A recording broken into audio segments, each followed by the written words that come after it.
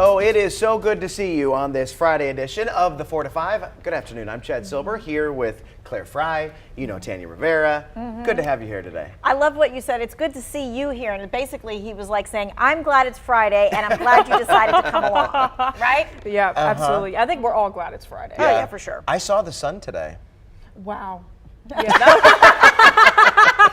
Okay. Yeah, Were you wow. expecting not to see the sun at all today? So Tim had warned us. He said, Okay. if you want to go outside and enjoy like the sun, the morning you might have a chance, but after that it's over. Is that right? Yeah, I mean, I saw the sun early this afternoon, so that's Okay, all some right. good news, right? Yes. I mean, we saw a little bit more sunshine than expected, but What are you do saying? have- Are you saying that my pickleball game at 8 o'clock tonight is not going to happen outside? I didn't say that, but I'm just saying you might want to have a plan B. Okay. Yeah, scattered showers still possible. And as of now we have Tropical Storm Ophelia to worry about as of the 2 o'clock advisory. So an update here on that forecast. Winds are sustained at around 60 miles per hour with tropical storm warnings all the way up along the coastline of North Carolina, continuing to push northwest between 10 to 15 miles per hour, located a couple hundred miles southeast of the Cape Fear region. This is the latest track of Tropical Storm Ophelia, going to continue to push northward again. It is going to make landfall into early tomorrow morning. Again, tropical storm warnings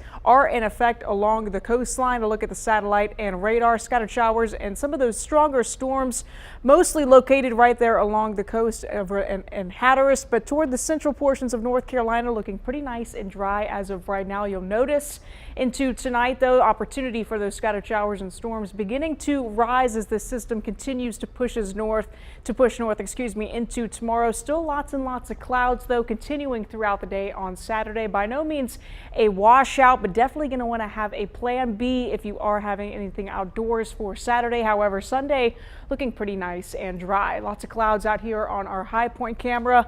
Lots of clouds, overcast conditions. That's going to be the flavor these next couple of days, especially into tomorrow. Temperatures are going to be in the upper 60s and lower 70s, ahead of 60s for highs as we head into tomorrow. I have the latest look at your forecast, more so just in a couple minutes.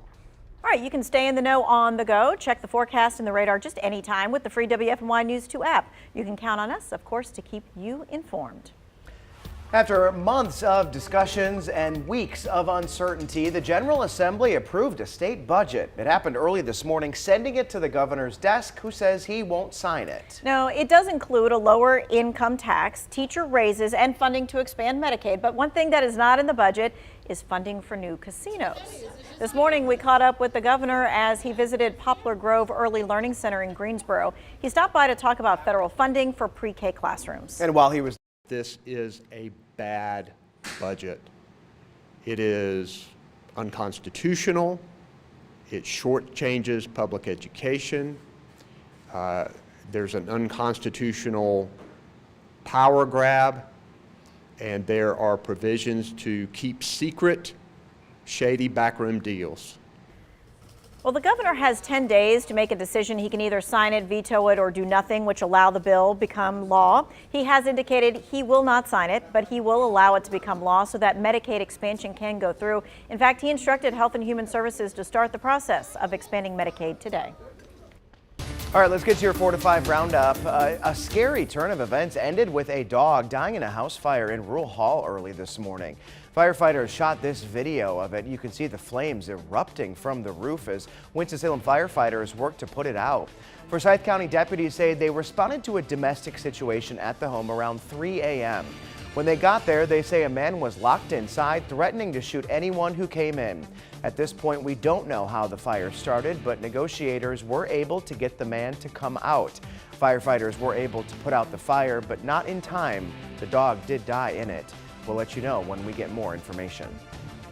Asheboro police need your help finding this man. Take a look at your screen. Investigators say he was caught on camera breaking into a taco food truck on North Fayetteville Street. Now, you can see that the man is getting into the mobile restaurant. He looks around. He's got a flashlight there. And at one point, he puts something in a drawer or takes something out of a drawer and puts it in a bag. If you know anything, you can call Randolph County Crime Stoppers. In the meantime, police are still searching for the suspects who broke into a car dealership here in Greensboro.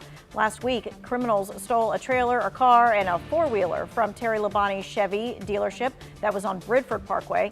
Investigators say the suspects used a white Chevy truck with tinted windows to steal the things. You can call Greensboro Crime Stoppers with any information.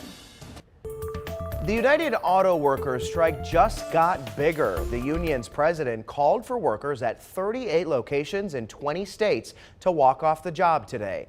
The strike could create a ripple effect that leads to higher car prices and a shortage of supplies. And we might soon feel the effects.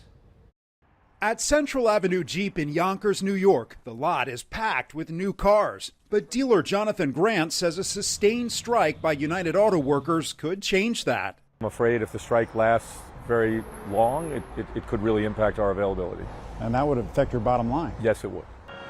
The plant that builds the popular Wrangler is currently shut down. Ford and GM dealerships could face the same problem if assembly lines sit idle for a prolonged period. If it goes beyond 60 or 90 days or grows to other plants, I think the impact could be much more severe.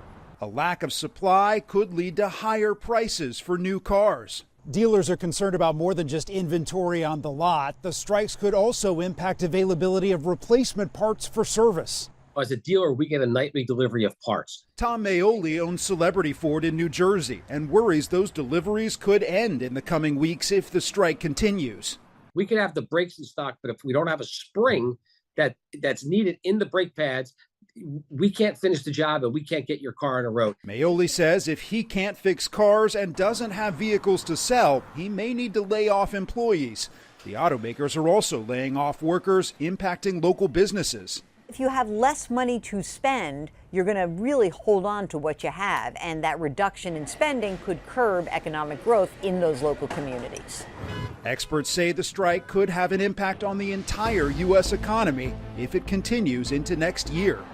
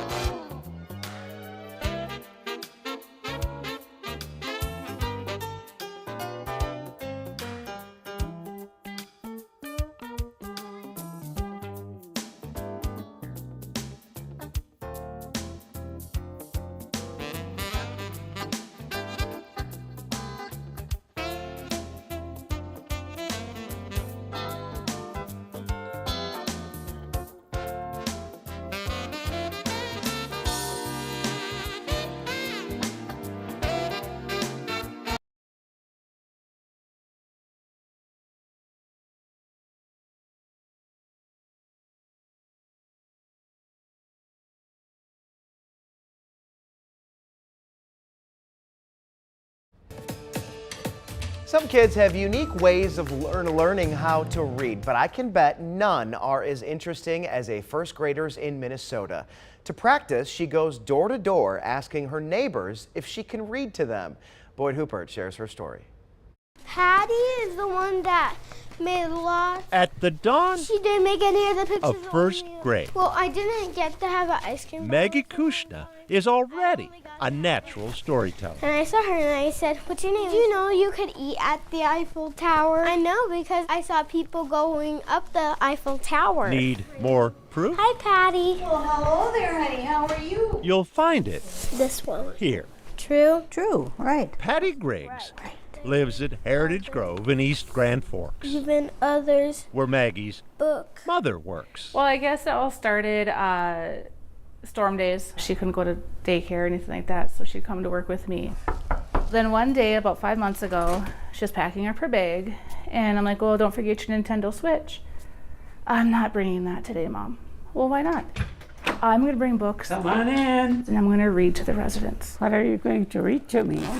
Grumpy Unicorn. The whole plate of cookies. That was the day Maggie I gotta give you a hug. started making new friends Thank you, Maggie. and making the rounds. Poor Margaret. That's 96-year-old Margaret Sandro.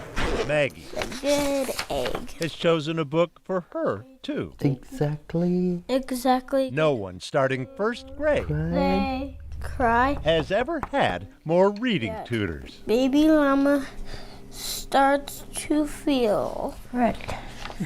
It's helped it tremendously, and it builds up her confidence of reading too. She falls asleep every night with a book in her hand. Every morning there's like 3 or 4 books in her bed. Oh, she's a handful. Maggie's grandpa works here, too. He is a handful. He's hardly exempt. No, she used me to. So what are you going to do? Read a story to Grandma? Joni? Joni Benson, on the other hand, isn't really Maggie's grandma. Never touch a grumpy lamb. It just feels like it Hoot. when they share a book. Hoot. You're a hoot. At least once or twice a week. So whatever she wants to read that day is what she packs up. Even. Patty Griggs used to teach first grade. I really like when she helps me out because it makes me know the words more better. She says, "Mom, I just love the residents." I love the library. And I love you.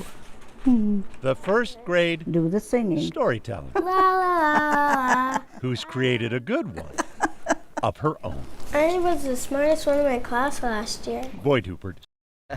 She's so cute. Oh my goodness. And I love that this is such a twofold story, right? She's learning confidence, she's learning how to read.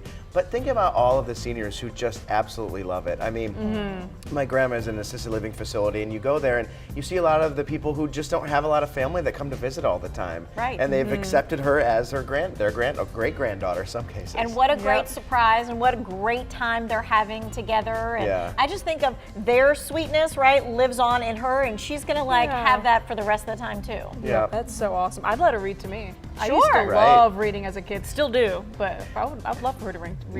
I love the beginning of the story where she is just walking around talking about anything and everything. Yep. I have a feeling though that most people who are at this table were probably like that as a child. Yep. So my favorite thing, my parents did not like it, but on my report card every year it says, is a distraction to others. Right. That was always checked on my report card. No. And you're like, yep. That's hilarious. That's right. That's right. I hit a home run, Mom and Dad. Yep, I did it again. Well, speaking of reading, all this week, many of us on the News 2 team were part of a special community project. As part of the Volunteer Center's Corporate Caring Challenge, we partnered with Reading Connections to build and refresh little free libraries. Every day, members of our team got to use power tools and paint. We assembled 4 libraries. 5 others just need a little love. In all, 9 neighborhoods now have these little libraries.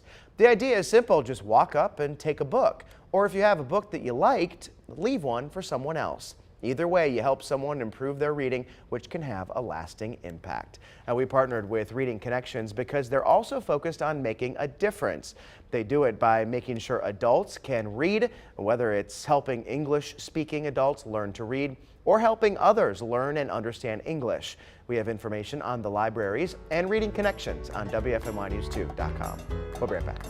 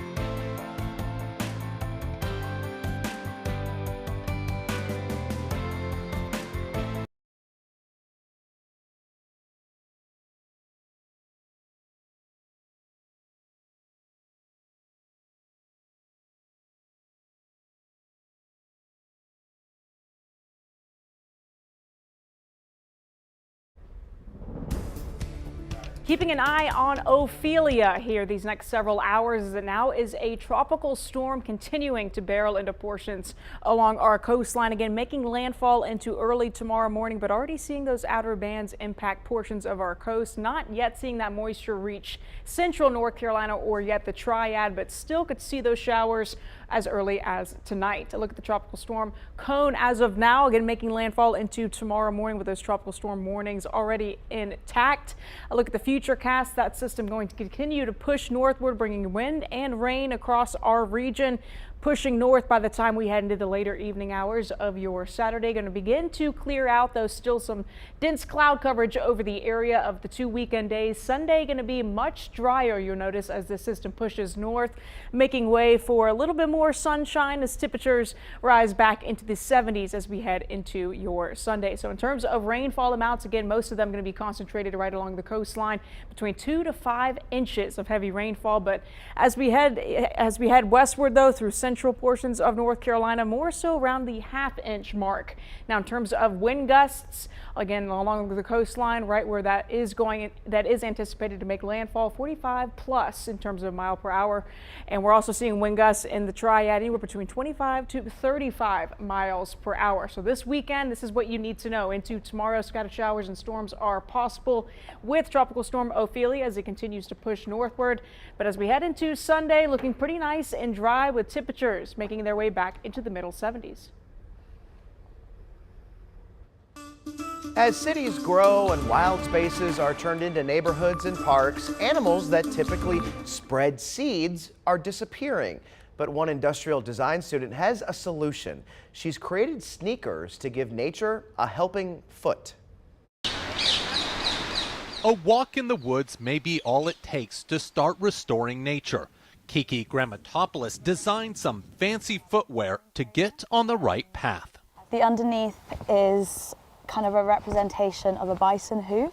Kiki drew inspiration from classic American animals like bison and wolves, known to spread a seed or two, and says her shoe mimics their movements. One of my first prototypes was just covering my trainers in Velcro and seeing what was picked up.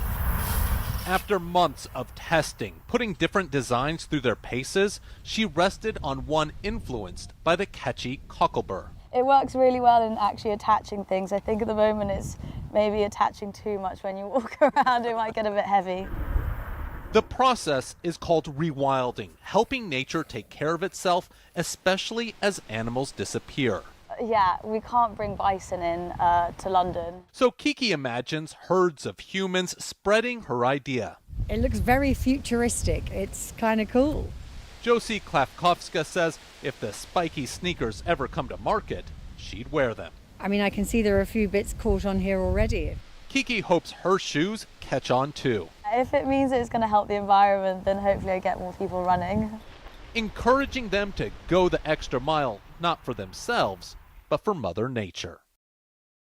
No, the designer says that her Rewild the Run sneakers are intended to spark debate, and there are no plans to produce them commercially just yet. But it does get you thinking about how you could help the process along some. If like the bees didn't or the butterflies didn't normally come to your part of the park as they usually do, how could you help? You know, pollinate and do all that kind of stuff. Without even like really meaning to. Imagine just going on a walk and you just slip on those shoes and you're actually able to help out that way. I mean, it just got me thinking, just hearing the story, I didn't realize that animals did so much of that, spreading seeds around and you know, making it what it is. Now that you're a homeowner, you will, because every once in a while you're going to be like, how did this pop up right here? And it's going to be because some animal brought it in there. Or my tomato plant, I took off pieces of it and threw it somewhere else. And the tomatoes started to bloom over there. Oh, wow. Well, Chad's tomatoes. I mean, you just need to bring them to the farmer's market, and it's a thing. It's okay. I know. Okay, next year it's going to happen. All right, we'll be right back.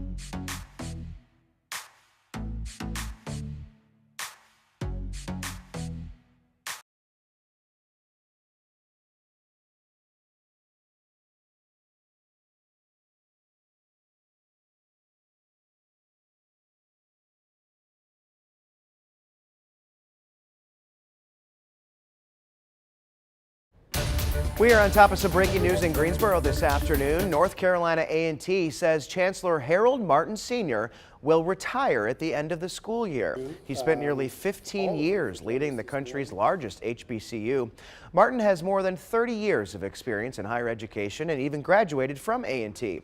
He's the longest serving chancellor among all UNC system schools. The school says it will now begin a nationwide search to find his replacement. When you think about Chick-fil-A, it's likely their polite customer service comes to mind. That customer service went the extra mile during a potential life or death moment at a Georgia restaurant. An employee saved a little girl who was choking. Look, Thea, who's that? It was a pit stop Liliana Leahy did not plan on taking Monday. Can I give you a hug? Can you give her a hug? Today, it's one she wanted to make. With her like ice cream face. I love it. Thank you so much again. Like, I cannot believe this. Like, you were there. Leahy was on her way to Walmart with her daughter Thea in the back seat when her motherly instinct told her to stop at the Noonan Chick-fil-A off Highway 34. You're all set. You have a blessed day. Somebody tells like, go make a turn, go make a turn. And I'm like, so I did that turn. A life-saving turn. And she started like, ah. I couldn't talk and everything. So I started like screaming. It's like, hey, help me, somebody help me. My daughter is choking. I just panicked, so I just like asking for help. I was really, really scared for her, honestly. Screams. Hurry. You're all set. You have a blessed day. Answered by Chick-fil-A team member Mia Isabella Velez. To be honest, I originally thought they were laughing and having a good time, and sure enough, that was not the case. That's when Mia, who was working the drive-through line, sprung into action, running to the parking lot to save 3-year-old Thea. My instinct just kicked in, and I dropped my iPad, and I just started running directly to her. Jumping out of the drive-through line and into her arms, Mia gave Thea the Heimlich maneuver. 3 thrusts later, this coin flew out. I think it was humongous. I had seen it in the moment, but seeing it now, I was like, I forgot that that's what came out of your mouth. The first thing that she said is literally like, I want an ice cream. This picture was taken shortly after. Mia serving Thea ice cream with a side of heroism. It's surreal when you hear that, like, you saved her life. Like, you don't expect to get that title. And it's a lesson for all of us to learn that you could be that light to somebody else. And I'm so glad that I got to be the one for that family. A family grateful that 18-year-old Mia, who moved from California just 2 months ago, was at their unplanned pit stop at the right time.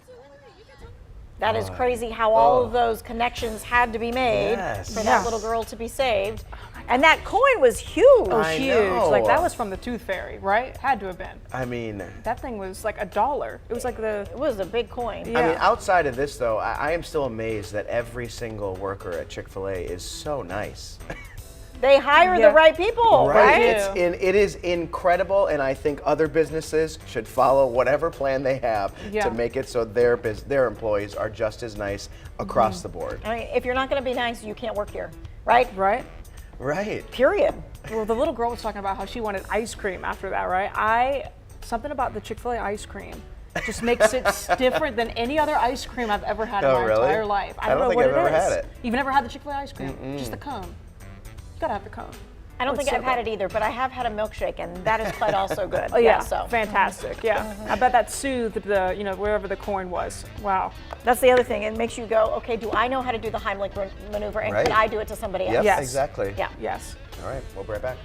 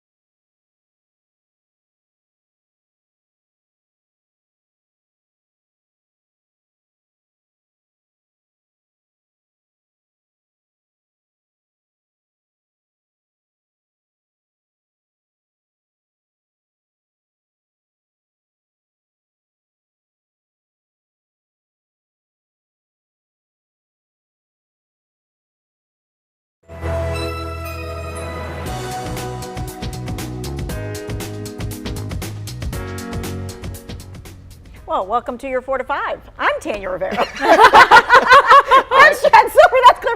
Usually I don't get to say the hello, right? So I'm just sitting here waiting for Chad to start talking, and I'm like, oh wait, that says me.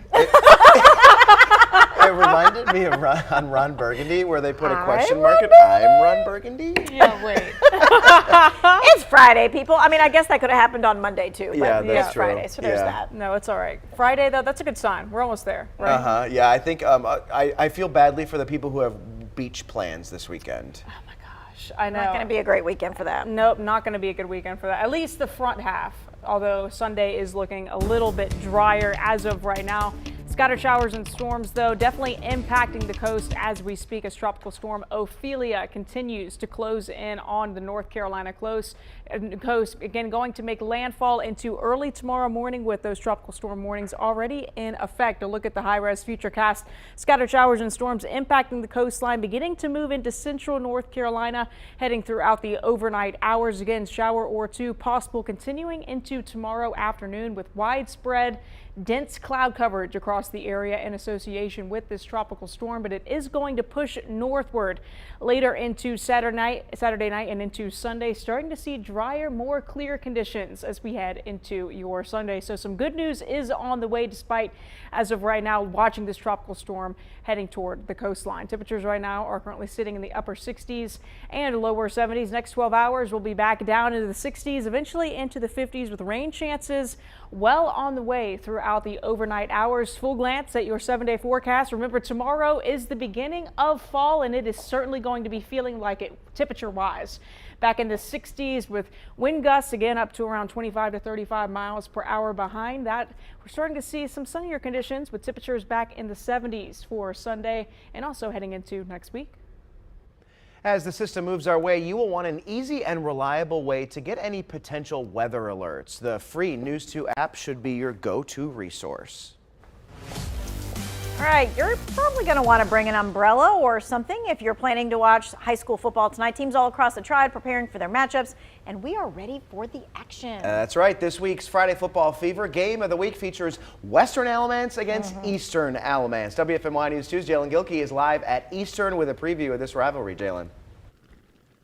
Yeah, Chad, we're here live in Mebane where it's a bit windy, and you can feel that the football season, that weather is coming back. It's in the air. Now, this rivalry between Eastern and Western dates back all the way to 1963, and I'm joined with two guys that couldn't tell me anything about that year. Two seniors that are going to help anchor the defense for Eastern. Go ahead and introduce yourself. Peyton Wright, linebacker. Devontae Poteet, defensive end. All right, Peyton, man, this rivalry here goes back way before you were born, probably before your parents were born. But what does it just mean to the community here at Eastern every time you play Western? Well, like I said, when the game time comes around, nobody's in town, man. They're all here, and everybody loves this Western Eastern game. I mean, every year it's the rivalry of the season. So we got something for them this year, so we're gonna bring it. Excellent, man. Last time I was at you guys' game, you guys were taking on Southeast, and sir, you actually scored a touchdown from that DN position. What are we expecting from you tonight? Same thing, defense. We win games. Do what we're supposed to. We just, pursue it as well on the field. So over the last 10 years, this rivalry has been split right down the middle, 5 games apiece, but you guys have actually won the last 2. What are we going to have to do tonight to make sure we can make it 3 in a row?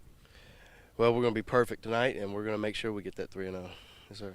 Excellent, man. So kickoff between Eastern and Western will be right here at Eastern at 7:30. Back to you guys.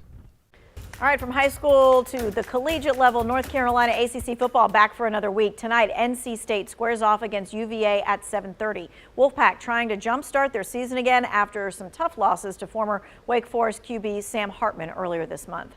Now tomorrow, Duke, Wake Forest, and UNC Chapel Hill each have their own games. All 3 are looking to keep their winning streaks of 3 games alive. Boy, some bad news for Carolina Panthers fans. Bryce Young's injury might keep him out even longer. We told you yesterday he's not expected to play on Sunday, but now we're hearing he might also miss the next game. We'll keep you posted as we learn more. Meantime, since we're the official home of the Carolina Panthers, we are airing Sunday's game. Kickoff is set for 4:05. Let's get to your 4 to 5 roundup. A government shutdown could happen if Congress does not pass a spending bill by October 1st. House Speaker Kevin McCarthy blames House Republicans after they blocked debate on a bill to fund the Pentagon. Congress may have to pass a short-term resolution to fund the government, but some are against that as well. The Biden administration wants to remove medical debt from patients' credit reports. It says it found that 20% of people have medical debt. The Consumer Financial Protection Bureau outlined its proposed rules today to keep unpaid medical bills from affecting credit scores, but it says it wants input from small businesses before it proposes the change next year. There's a recall of nearly 50,000 mattresses, all because of mold. The NovaForm, Comfort Grand, and the Dreamaway mattresses were all sold at Costco. After receiving about 500 complaint reports, investigators say the mattresses were possibly exposed to water, which caused the mold to form. Consumers can get a replacement or a full refund for all mattresses made between January 2nd and April 28th of this year. A new hotspot is open in Burlington today. The new social district opened downtown. You're allowed to carry your drinks from business to business between Worth and Lexington streets. Businesses allowing drinks inside will have a decal on the front door so people can know.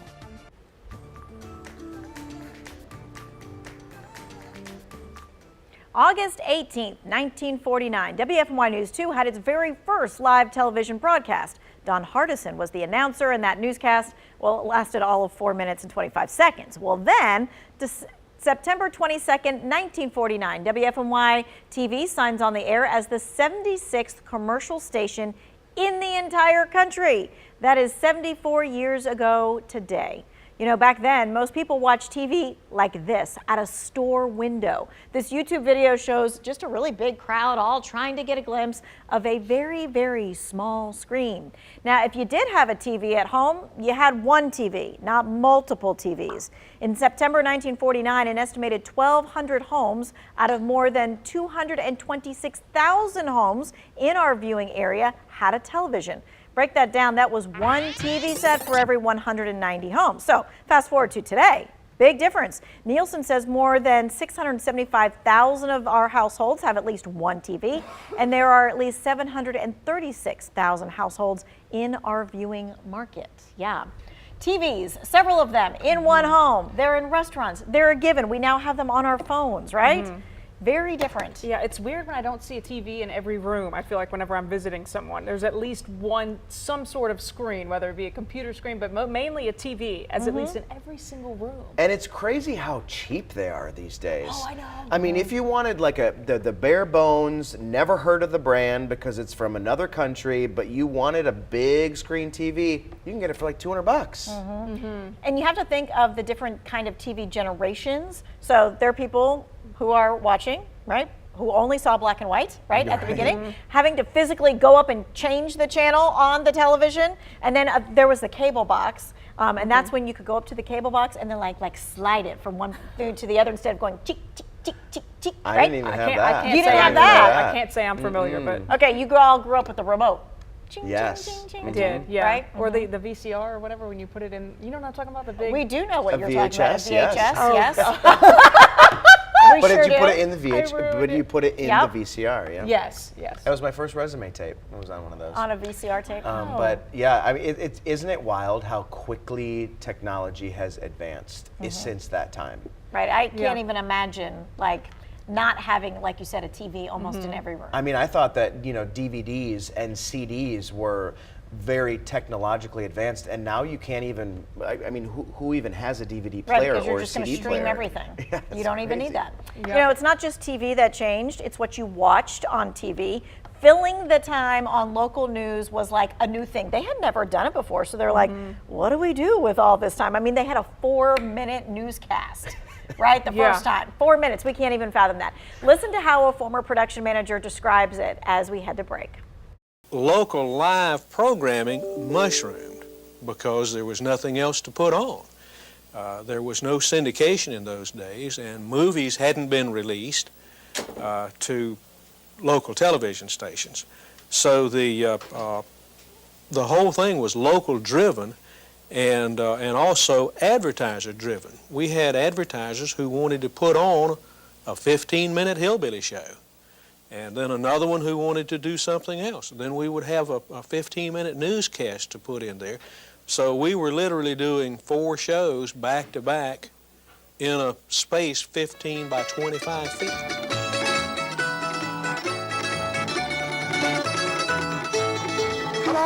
and come on, Paul. We've got something for you all. Saturday night, 6:30, you know, so pull up a chair and see our show.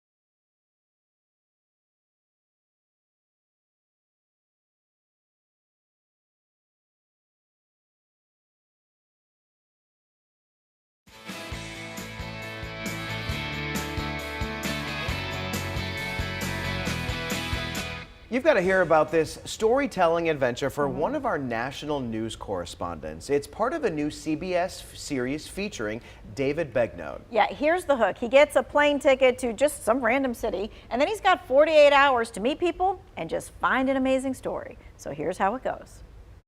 Here we go! Savannah, Georgia, this is where we're going. Go get myself some sweet tea. Here we go. This is going to be like the amazing race of storytelling. Because as soon as I found out the surprise destination, they gave me just 48 hours to get there and find a story.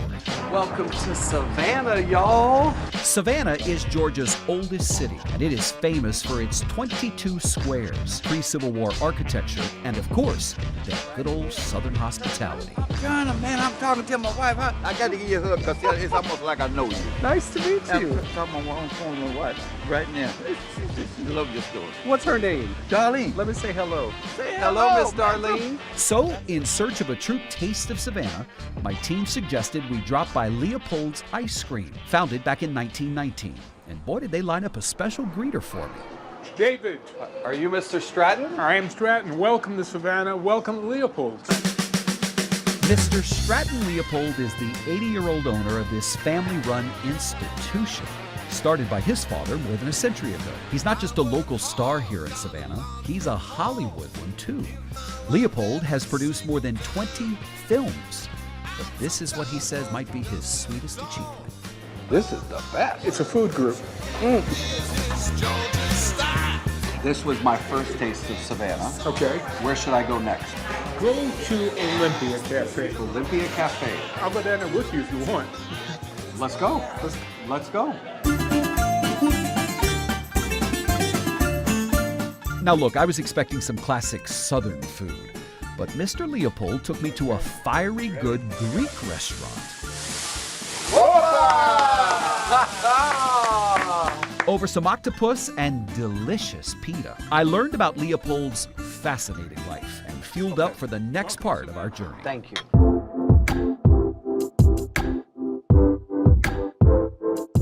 I hopped on the trolley with our tour guide, Gina. It was a great way to see some of Savannah's best views.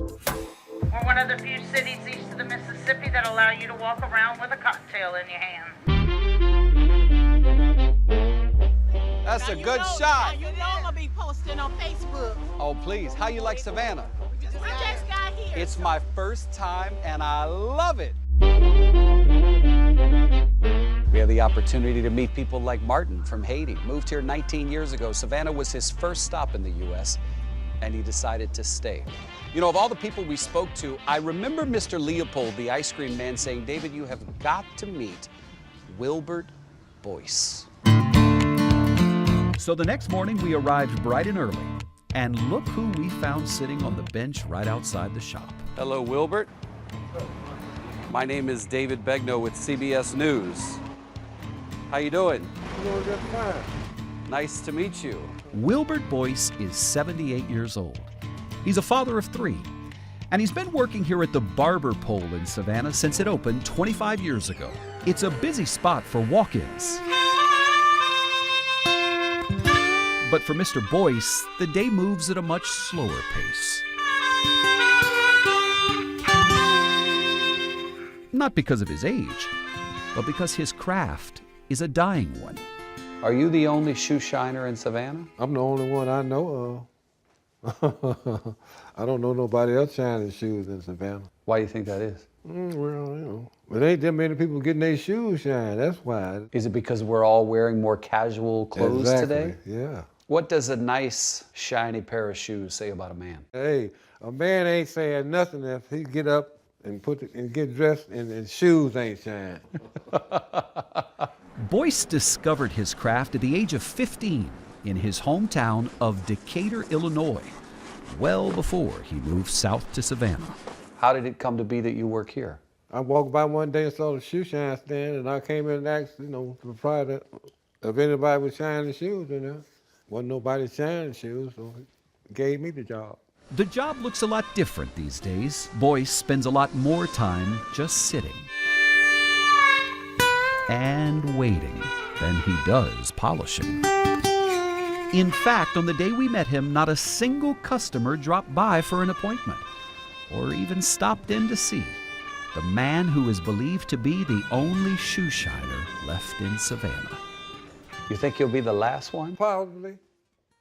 I wouldn't doubt it. I don't think nobody else gonna shine no shoes. You think some people think that shining shoes is beneath them? Of course they do.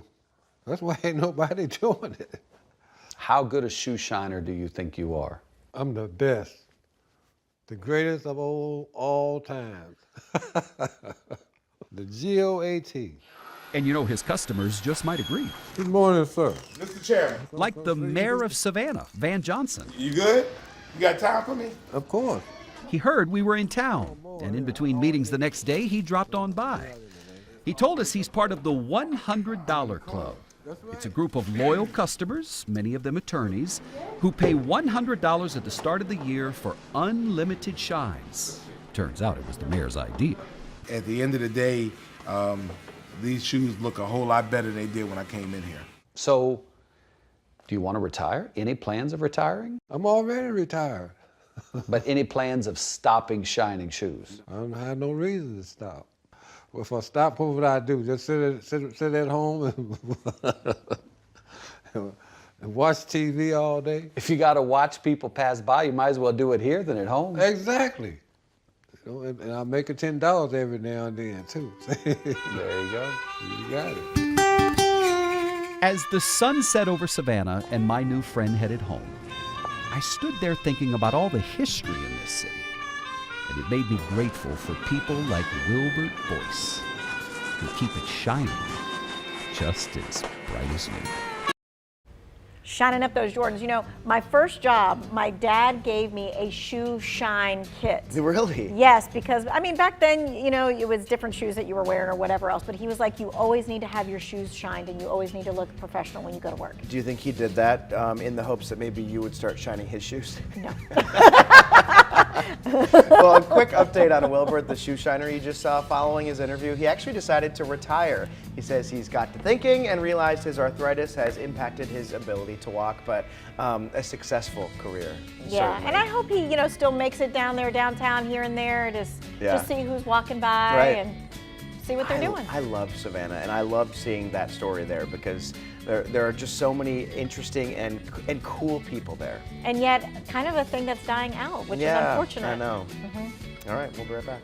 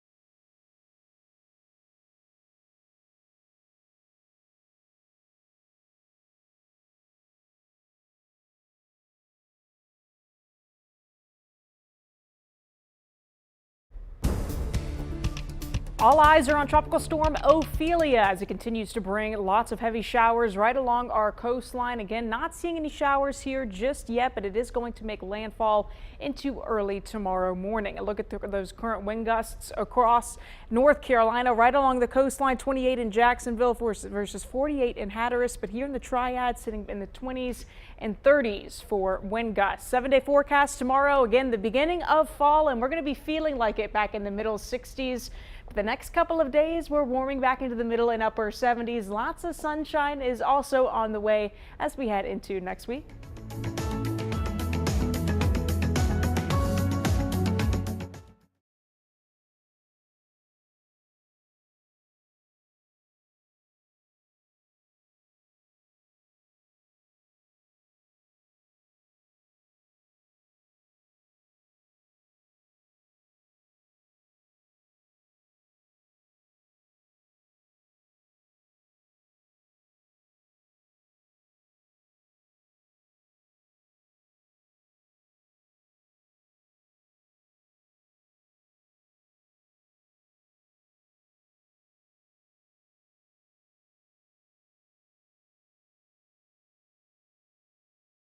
Hi, I'm doing a mic check, 1, 2, 3. I am just a silly goose.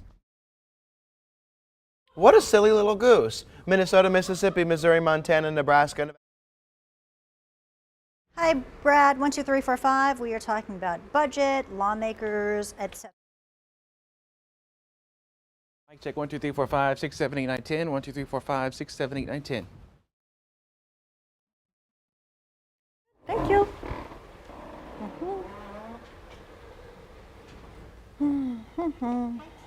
Hello. Hey, there's a silly goose on the loose, and her name is Claire with an I.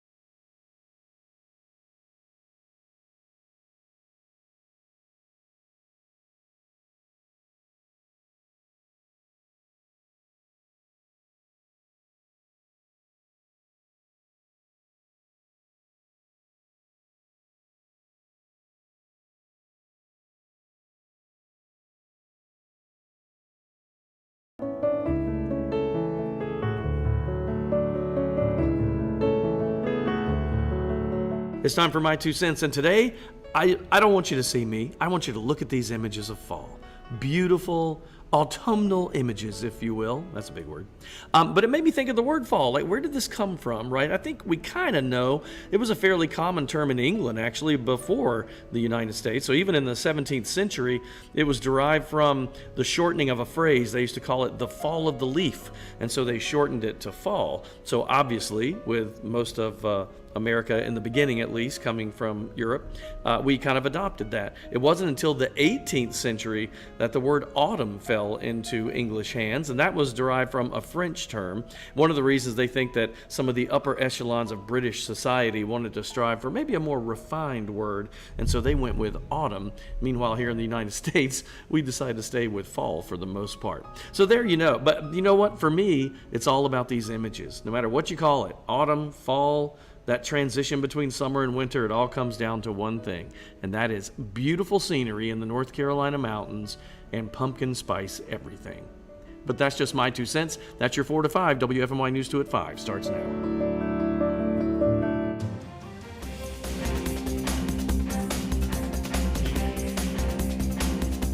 I have to say that this is a bad budget. State lawmakers passed a new budget bill. Why Governor Cooper says he won't be signing it. A man accused of setting a house on fire while barricading inside.